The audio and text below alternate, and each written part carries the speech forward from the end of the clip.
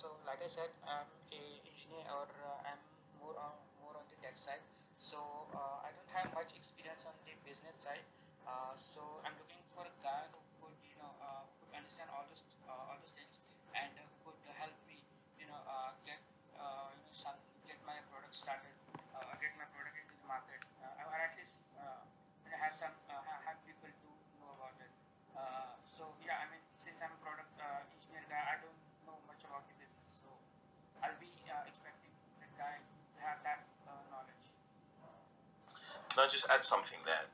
I wouldn't underestimate yourself, because in order for you to build out the features of your platform, you would have to know how your business model works, or how the business works.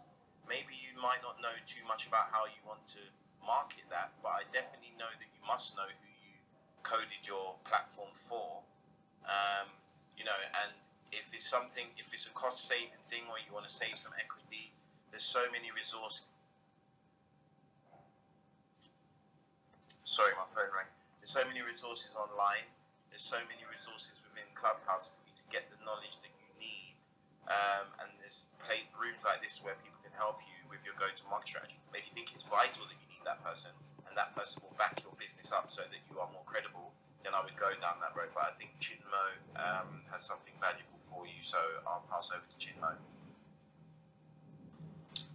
Thank you so much, Julian. I'll be quick.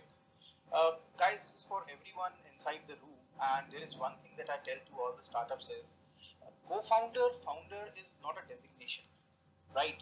It is a position wherein two people, three people, four people, they met through some common channel, they may be studying in the same college, they may be friends from the longest period of time, they all together thought of a problem that, see, this is a problem that is there, and I think we need to go out and solve it. So these are the people who have gone out and conceived and conceptualized the idea together, and that's why they say themselves as co-founder. We are the 3-4 people who identified a problem, and I think we need to go out and solve it. For that, we are trying to create so-and-so solution. And when I talk about a solution, out of the 3 of us, we have different set of capabilities. I have one guy who is a great technologist. I have one guy who is a great sales and a business development guy. I have one guy who is a great operations guy. Now, this is scenario number 1, wherein you knew someone, you had an idea, you conceived and conceptualized it together. Other way is that if in case you are a person who has conceived and created the idea on your own, there was no co-founder with you, there was no one who actually worked on that idea, who actually did not work on the conceptualization of that idea, I won't think so that person would be equally involved. He would be equally motivated towards your idea, right? So when anybody says that I need a co-founder, I don't think so that is the right way to go out in the market. Maybe the other way to look at it is that you need to look for people which capabilities you don't have. Like, I understand that you are a technologist, you are a techie guy. Maybe you are not the best of the salesperson. Maybe you are not best of an operation person. Maybe you are not the best of a marketing person. So you need a person who can fill in the gap. Say, for an example, you need a person who can fill in the gap of a super marketing guy, right? You have to not necessarily call him a co-founder. If in case that guy is really interested and in case he is really motivated, you can get him on board, and then based on certain milestones, you can give him some sort of equity, you can give him some sort of co-founder status. But getting the co-founder into the business after you have already conceptualized and done something around your idea, you will have to really work around it. Now, coming to the second thing that you spoke about, wherein you said the VCs will come back and tell me, no, you don't have a co-founder, I don't want to put in money into it.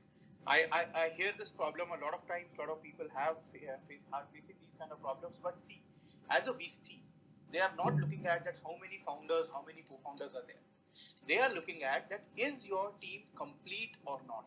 When I say complete, then that means to grow up your digital library business, you need a person who has a good network to reach out to. Maybe it is the student community or maybe the readers community.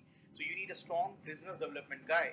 You need a strong guy who can actually go out and do the partnerships with all the leading booksellers or the publishing houses. Then you need a person who is a very good technologist. If in case your team is complete and you are able to maybe hire people, you are able to get people involved in your idea, 5 minutes. I think that is what 5 minutes. VC can't. I don't Ah, think so. And please correct me if I'm wrong to all the moderators. I don't think so. Having a co-founder is necessary. Your team has to be complete is more important than having a co-founder. And once you have the team in place and they have delivered to a certain extent, maybe 1-2 years down the line, then they can earn the status of co-founder. That's why my 2 bits over there. But yes, Balkrishna, it's not always necessary to get a co-founder. You need to complete the team before you go to a VC.